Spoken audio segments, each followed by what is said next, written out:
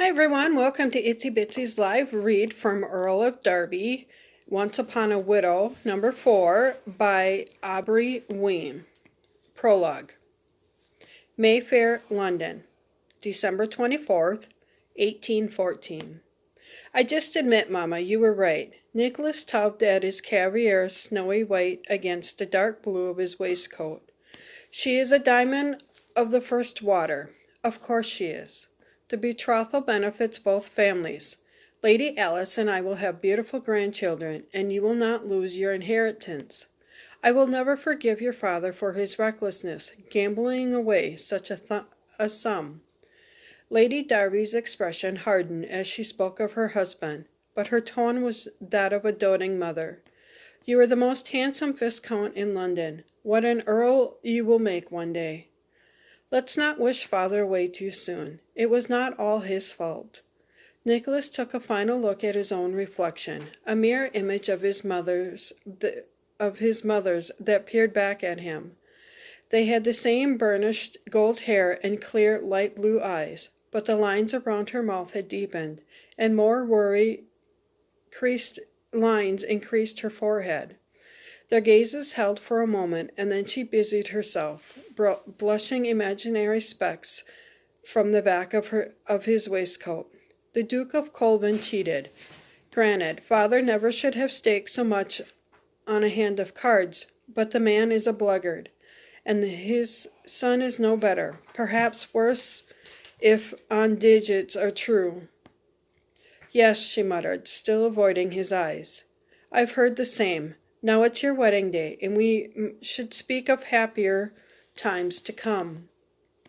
Agreed, it's been a trying year, but I believe the darkness is behind us now. His father, the Earl of Darby, had lost an enormous amount to the black-hearted nobleman. It had been a night that still haunted his dreams.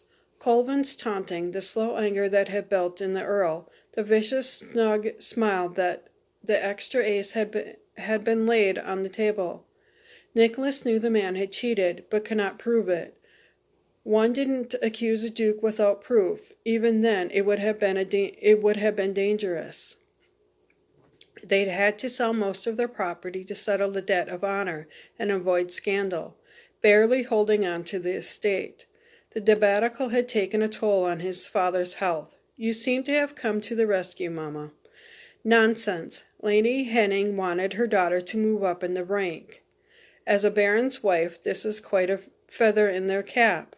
Alice will be a countess when you assume the title, and we needed the dowry.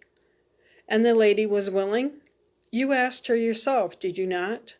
His mother studied the evergreen garland that decorated the hearth mantel, fingering the sprigs of rosemary and ivory leaves. What woman would not be happy for such a match? Handsome, entitled husbands are hard to come by. I beg to disagree. Penniless titled husbands are more easily found, handsome or otherwise. He smirked at his mother's pursued mouth. I could not ask for a better Christmas celebration than having a new daughter enjoying our Yule log. I realize the banns were read rather hastily, but our family shall begin a new chapter with the new year. She smiled up at him, her blonde hair gleaming in the sunlight that slanted through the gauzy curtains.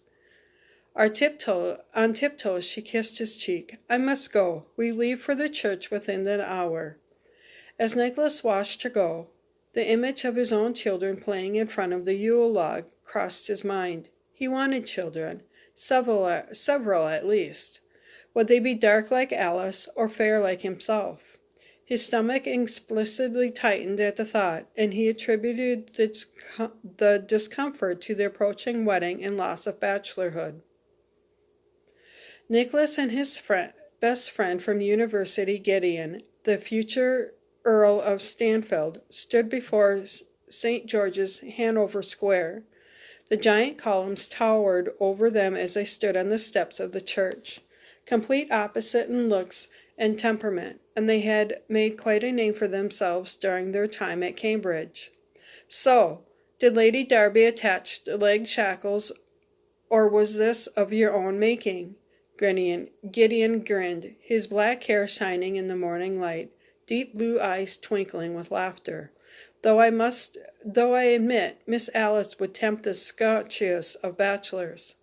Let's just say I don't mind making the sacrifice, and with any luck, it might turn into a love match. Nick adjusted his caviar for the 10th time since leaving the manor. Is Pendleton coming?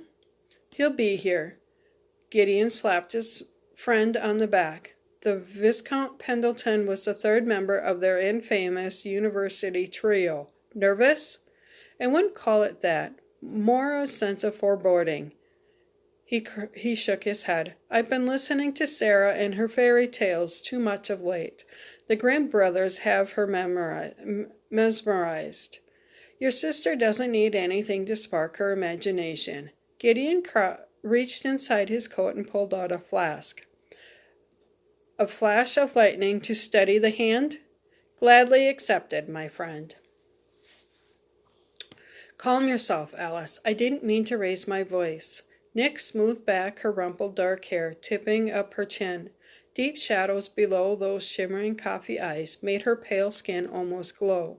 She was magnificent, ebony upon ivory, docile and pleasant, or had been until he realized she'd been taken before their wedding night.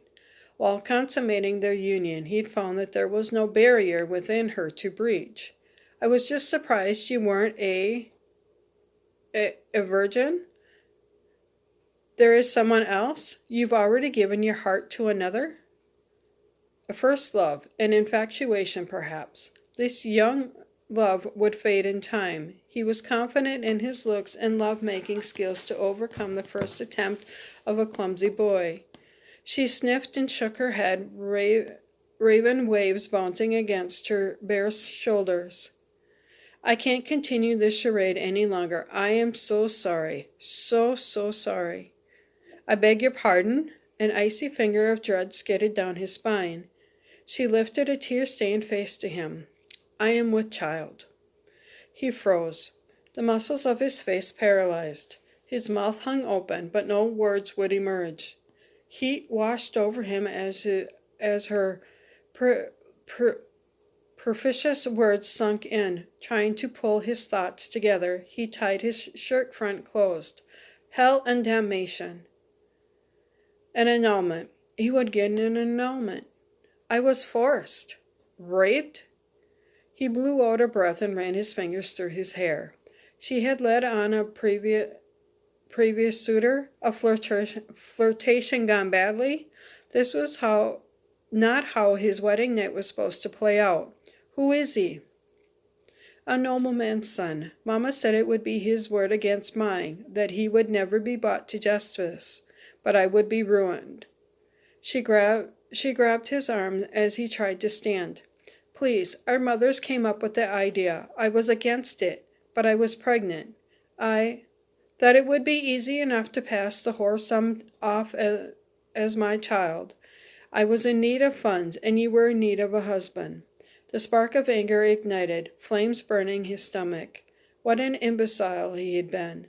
Whose bloody child am I expected to raise in order to keep my estate?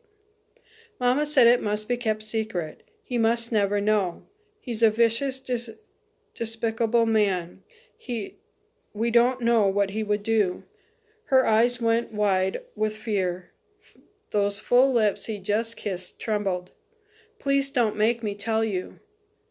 By God, you will. Nicholas grabbed her narrow shoulders, pressing into the smooth skin, his fingertips creating red imprints in the creamy flesh. I'll know whose by blow I have beneath my roof. Alice began to sob in earnest, her chest heaving as she tried to breathe, her fingers clenching his hands. I am so sorry, so sorry.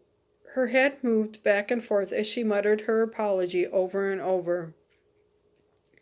He wrenched free and stormed across the room to open the window sash. He needed air. He couldn't breathe. Pressing his head against the upper window pane, he looked out into the dark landscape and let the chilly breeze cool the angry fire consuming him. Alice let out a low wail, a sickening moan of pain and anguish, and clutched her belly, sinking to the floor on her knees. The light from the fire highlighted her wet cheeks and cast long, incongruous shadows off her small, delicate form. "Forgive me, please. Forgive me." "Forgive you?" His hand curled into a fist and he punched the wall, needles of pain searing from his knuckles through his wrist. "I am betrayed by my own mother, then my wife on my wedding night." He laughed, the sound ugly and grating. "I believe I reached my limit of absolution." His entire body went taut as a wire. He had to get out, away from her tears, away from this hoax of a marriage.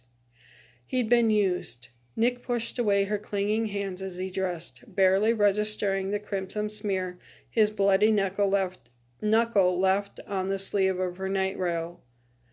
"Don't leave me. Please, I'll make it up to you. I'll do anything," she whispered, her voice tinged with panic. "Where are you going?"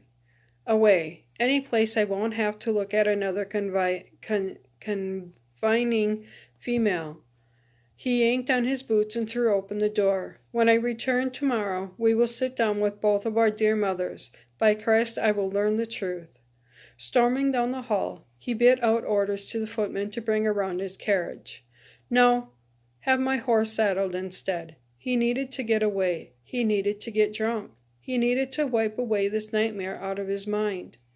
Nicholas rode out of town, his mind whirling, cold sweat dripping down his back, his face hot with temper. Women.